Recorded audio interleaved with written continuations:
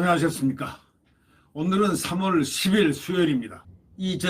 동아일보 논설위원인 그 송평인 논설위원이 윤석열 전 검찰총장이 이제 뛰쳐나왔는데 이제 지지율 제1위가 됐습니다. 32%가 됐죠. 근데 이 정치적인 소명의식이라는 그런 부분에 대해서 글을 썼습니다. 아주 글 내용이요. 무조건 찬사가 아니고 이제 상당히 중요한 시점에서 의식을 이렇게 부여한 그런 글입니다. 윤석열의 그 정치적 카리스마는 스스로가 만든 게 아니다. 딱 정의를 내립니다. 그게 만들어진 것이다. 바로 여기서 뭐냐면 시대 정신을 읽는 걸 넘어가지고 자기 희생을 감수할 수 있어야 된다라는 바로 그러한 내용성입니다. 소명의식을 지닌 정치인이 되어야 한다. 근데 이 소명의식을 가지는 정치인 윤석열이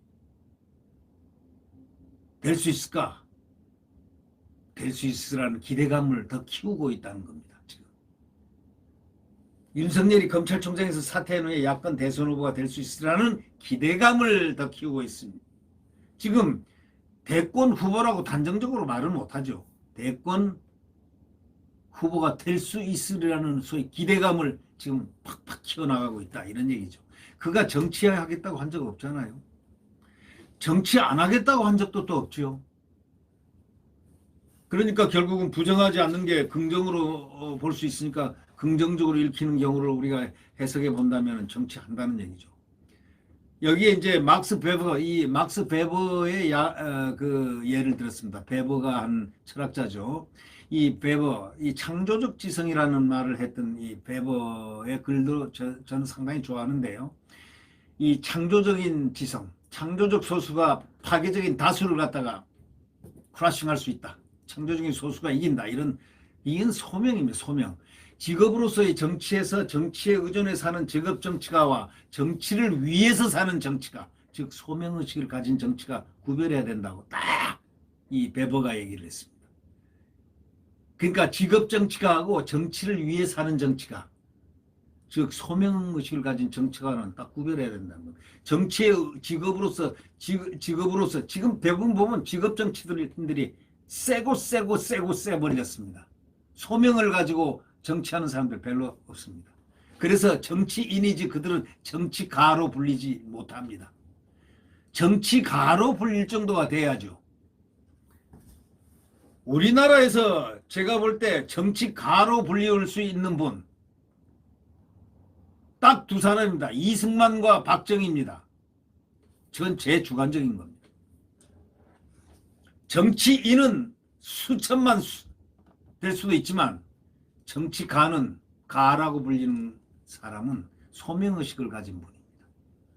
정치권 밖에서 한 분야에서 확고하게 자기 입지를 굳힌 사람이 대중의 요구에 부응해가지고 정치권에 들어온 경우는 소위 베버가 얘기한 소위 불안한 시선으로 바라본 직업 정치가와는 달리 소명의식을 가진 정치가라고 할 수 있습니다. 지금 정치적 카리스마를 만드는 것이 아니라 만들어지는 것이라고 하는데, 카리스마는 본래가 신의 은사라는 뜻 아닙니까? 카리스마가. 카리스마. 신이 은사를 베푸는 것. 은사인데, 정치적 카리스마는 본인조차도 예측하지 못하는 대중의 지지로 나타난다는 게 그게 정치 카리스마입니다. 그 지지가 원래가 은사적이라고 그러죠. 그러니까 카리스마라고 그러죠. 본인이 거기서 시대 정신을 잘 읽고 시대 정신에 부응하기 위해서 자신을 희생하겠다 이런 정신이 있을 때, 그때 정치가 직업으로서의 정치가 아니라 그게 바로 소명으로서 정치가 된다는 겁니다. 윤석열 검찰총장 사태가 잘 했다고도 보면서도 그의 대권 도전은 또 부적절하다 이렇게 보는 이들이 많다는 한 여론조사가, 이거는 조금 제가 볼 때는요 좀 말이 안 된다고 생각합니다. 그거는 왜? 그 여론조사니까 여론조사 나왔는데 그 여론조사가 진짜로 여론 설문을 제대로 했는지 알려주고 했는지 뭔지 모르겠지만 여론조사 다 믿을 거 없습니다. 여론조사는 트렌드, 경향을 나타내는 거지. 여론조사는요, 이 집권당 프리미엄이 있습니다. 집권 프리미엄이 있어가지고 집권자가 5점 내지 10점까지 더 점수를 준다는 그런 가설이 있습니다. 가설. 다시 말하자면 전에 내려오는 썰이 있습니다. 썰. 그래서 저는요 항상 생각합니다. 집권당이 예를 들면 민주당이 이번에 뭐 40%다. 국민의힘이 30%다. 이렇게 하면은 저는 혼자 속으로 계산을 딱 해가지고 마이너스 10, 40에서 마이너스 10 하면 30, 국민의힘하고 똑같네. 혼자서 그렇게 하는 버릇이 있습니다. 제가 이 여론조사를 바라보는 것. 그런데 윤석열은 야권인데도 32%였으니까 이게 보통 높은 게 아니죠. 국민적 지지가. 아마도 여론조사 하는 사람들은 잘 알 겁니다. 무슨 말인지.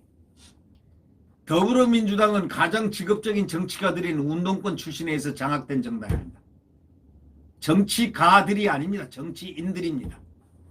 직업적인 정치인들이 운동권 출신에서 장악된 정당입니다. 이들은 국회뿐만 아니라 청와대 비서실장하고 있고 전통적으로 전문직이 수행하는 장관직들 진출하고 또 국회 정부 분립 기반 다 무너뜨리고 공기업 임원 공기관 단체장직 약탈적으로 다 차지하겠다고 송평인 논설위원은 아주 따끔하게 지적하고 있습니다. 이들이 정권 연장의 필사적인 건 대부분 한 번도 정치의회 직업을 가지 못한 직업 그들은 한 번도 없잖아요. 제대로 된 직업이 없죠. 그래서 정치를 계속 안 하면 먹고 살 수가 없는 직업 정치인들이기 때문에 그렇다고 딱 설명을 합니다. 그러니까 배번은 정치 기자를 현대적 대중정당에 속한 직업 정치가가 생기기 전부터 활동한 최초의 직업 정치가라고 봤고 변호사를 다른 전문직과는 달리 정치를 겸할 수 있고 원한다면 언제든지 정치에 몸달 수 있는 제1의 직업 정치가가 예비군으로 봤습니다. 직업 정치가 예비군. 노무현, 정동영, 문재인, 이낙연 등 민주당 쪽에서 내세운 역대 대선 후보들 예외 없이 변호사 출신이거나 정치 기자 출신입니다. 정치부 기자 출신들이 많죠. 보수정당 위기는 박근혜 탄핵으로부터가 아니라 박근혜를 대선 후보로 내세웠을 때부터 이 정치적 혼란은 시작이 됐다고 그렇게 보는 경향이 있다고 이분은 지적하고 있습니다. 그러나 저는 뭐 그렇게 보지 않습니다. 이 부분은 10년 전에 안철수가 별의 시간을 맞았고 지금 윤석열이가 별의 시간을 맞고 있습니다. 이 별의 시간이란 거는 뭡니까? 김종인이가 얘기했잖아요. 별을 맞이할 시간이 딱 오는 게 일생일대 한 번씩 있다.